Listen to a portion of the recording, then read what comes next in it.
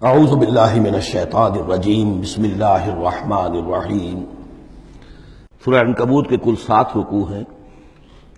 پہلا رکوع جیسا کہ میں عرض کر چکا ہوں کہ قرآن مجید کے اہم ترین مقامات میں سے ہے، خاص طور پر دعوت اور تحریک اور اللہ تعالیٰ کے دین کے غلبے کی جد و جہد میں جو مسائل درپیش ہوتے ہیں کارکنوں کو، اس دور میں جب کہ پرسیکیوشن ہو، ستایا جا رہا ہو، مشکلات آ رہی ہوں، قربانیاں دینی پڑیں، تو اس کے جتنے بھی مسائل پیدا ہوتے ہیں ان سب کا بہت ہی جامع جو بیان ہے اور رہنمائی ہے وہ اس رکوع میں آ چکی ہے۔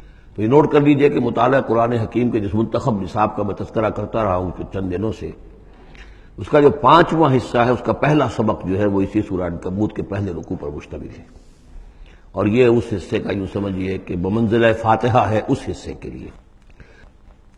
اب جو بقیہ 6 رکوع ہیں ان میں 3 میں انباء الرسل کا معاملہ آ رہا ہے، لیکن ظاہر بات ہے کہ یہاں جو انباء الرسل آ رہے ہیں تو بیچ بیچ میں خاص طور پر یہی جو مسئلہ ہے بیک گراؤنڈ میں جو مسلمانوں کے مسائل درپیش ہیں اور جو اس وقت حضور صلی اللہ علیہ وسلم اور آپ کے ساتھی جن مسائل سے دوچار ہیں، اور جو کچھ کے کشاکش جو ہے مکے میں ہو رہی ہے اہل کفر اور اہل ایمان کے مابین، تو اس کے یوں سمجھیے بٹوین دی لائنز وقفے وقفے سے اس کی طرف بھی اشارے ہیں۔ پھر جو بقیہ 3 رکوع رہ جائیں گے ان 3 رکوعوں میں 2 لڑیاں ہیں جو بٹی ہوئی ہیں۔ ایک لڑی میں خطاب ہے مشرکین عرب کی طرف، اور ایک لڑی میں جو اہل ایمان تھے، جو حضور صلی اللہ علیہ وسلم پر ایمان لائے تھے، جو ان مشکلات سے دوچار تھے، وہاں بھی پھر گن کر 10 ہدایات ان کو دی گئی ہیں، لیکن وہاں یہی ہے کہ وہ بٹی ہوئی ہونے کی وجہ سے لڑیاں وہ کٹا پھٹا معاملہ ہوگا، جیسے کہ سورہ بقرہ میں آپ کو بتا چکا ہوں یا سورہ نساء میں۔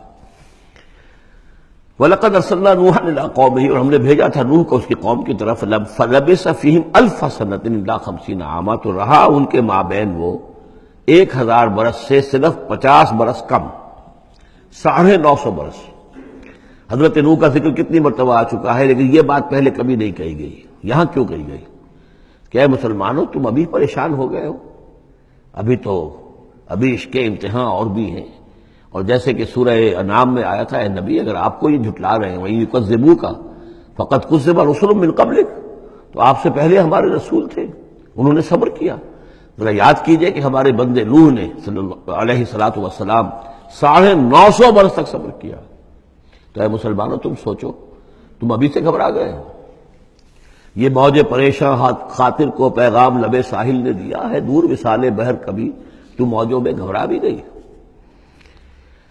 فَأَخَذَهُمُ الطُّوفَانُ وَهُمْ ظَالِمُونَ، تو اس کی قوم کو، حضرت نوح کی قوم کو آ پکڑا طوفان نے، اور وہ ظالم تھے، گناہگار تھے۔ فَأَنجَيْنَاهُ وَأَصْحَابَ السَّفِينَةِ، تو ہم نے بچا لیا اس کو یعنی حضرت نوح کو اور کشتی والوں کو۔ وَجَعَلْنَاهَا آیَةً لِّلْعَالَمِينَ، اسے ہم نے بنا دیا تمام جہانوں کے لیے، تمام جہان والوں کے لیے ایک نشانی۔ وَإِبْرَاهِيمَ، اور ہم نے بھیجا ابراہیم کو، اذ قال لقومہ، جبکہ اس نے کہا اپنی قوم سے، اعبدوا اللہ واتقوہ، اللہ کی بندگی اختیار کرو اور اس کا تقوی اختیار کرو۔ ذالکم خیر لکم ان کنتم تعلمون، یہی تمہارے لیے بہتر ہے اگر علم رکھتے ہو۔ انما تعبدون من دون اللہ اوثانا، یہ جن کو تم پوج رہے ہو اللہ کو چھوڑ کر، یہ تو صرف کوئی بت ہیں، ان کے تھان ہیں جو تم نے بنا لیے ہیں۔ وتخلقون افکا، اور تم نے جھوٹ موٹ گھڑا ہوا ہے، یہ اس کی کوئی بنیاد نہیں، کوئی سند نہیں، نہ عقل میں اور نہ ہی کسی اللہ کی اتاری ہوئی کتاب میں۔ ان الذین تعبدون من دون اللہ لا یملکون لکم رزقا، یہ لوگ جنہیں تم پوجتے ہو اللہ کے سوا، وہ تمہیں رزق نہیں دینے کا اختیار رکھتے۔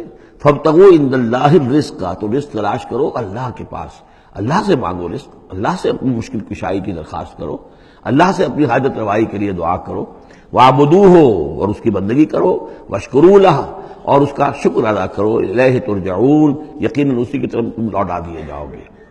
اب یہ ذکر حضرت ابراہیم کا کر طویل جو ہے ایک جملہ معترضہ آ رہا ہے کہ رخ موڑ دیا گیا ہے اس وقت جو کشاکش ہو رہی تھی حضور کے اور مشرکین مکہ کے درمیان، اب ذکر اس کا ہو رہا ہے۔ وَإِن تُكَذِّبُوا، گویا کہ اب خطاب ہو رہا ہے اہل مکہ سے، اور اگر تم جھٹلا رہے ہو فقد کذب امم من قبلکم، تو دیکھو تم سے پہلے بہت سی قوموں نے جھٹلایا۔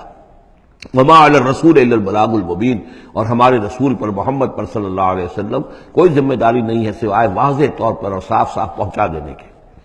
اولم یروا کیف یبدی اللہ الخلق ثم یعیدہ، کیا وہ دیکھتے نہیں ہے کیسے اللہ تعالیٰ تخلیق پہلی مرتبہ کرتا ہے پھر وہ دوبارہ بھی کرے گا۔ ان ذلک علی اللہ یسیر، اور یہ اللہ تعالیٰ پر بہت آسان ہے۔ قل سیروا فی الارض فانظروا، اور تو ان سے کہیے کہ ذرا گھومو پھرو زمین میں اور دیکھو کیف بدا الخلق، کیسے اللہ تعالیٰ پہلے تخلیق کیا ہے اس نے خلق کو، ثم اللہ ينشئ النشأۃ الآخرہ، پھر اللہ اٹھائے گا یا اٹھاتا ہے۔ دنیا میں بھی ہو رہا ہے کہ کھیتی جو ہے وہ ختم ہو گئی، پھر اگلی پھر ایک فصل آ گئی، پھر فصل آ گئی، یہ تو ایک سائیکل چل رہا ہے، اور پھر یہ کہ اللہ تعالیٰ دوسری مرتبہ تمہیں اسی طرح اٹھا دے گا۔ نشأۃ آخرہ جو ہے آخرت کی جو تمہیں اٹھانا ہے وہ اللہ کے اختیار میں ہے۔ ان اللہ علی کل شیء قدیر، یقینا اللہ ہر شے پر قادر ہے۔ یعذب من یشاء ویرحم من یشاء، وہ جس کو چاہتا ہے عذاب دیتا ہے دے گا، اور جس کو چاہے گا رحم فرمائے گا۔ وإلیہ تقلبون، اور اسی کی طرف تم لوٹا دیے جاؤ گے۔ وما انتم بمعجزین فی الارض، اور تم اسے شکست نہیں دے سکتے زمین میں، ولا فی السماء، نہ آسمان میں، نہ زمین میں کہیں بھاگ کر نہ آسمان میں کہیں بھاگ کر اللہ کو عاجز کر سکتے ہو۔ وما لکم من دون اللہ بولی ولا نصیر، اور نہیں ہے کوئی تمہارا اللہ کے سوا نہ حمایت، یعنی اللہ کے ورے یا اللہ کے مقابلے میں۔ یہ دون کا لفظ بہت سے معنی دیتا ہے عربی زبان میں، دیکھنا ہوتا ہے کس کانٹیکسٹ میں کیا معنی ہے۔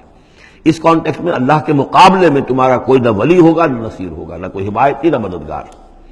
والذین کفروا بآیات اللہ ولقائہ، اور جن لوگوں نے کفر کیا اللہ کی آیات کا اور اس سے ملاقات کا انکار کیا، اولئک یئسوا من رحمتی، یہ وہ لوگ ہیں جو میری رحمت سے مایوس ہو چکے ہیں، واولئک لہم عذاب علیم، اور ان کے لیے تو دردناک عذاب ہے۔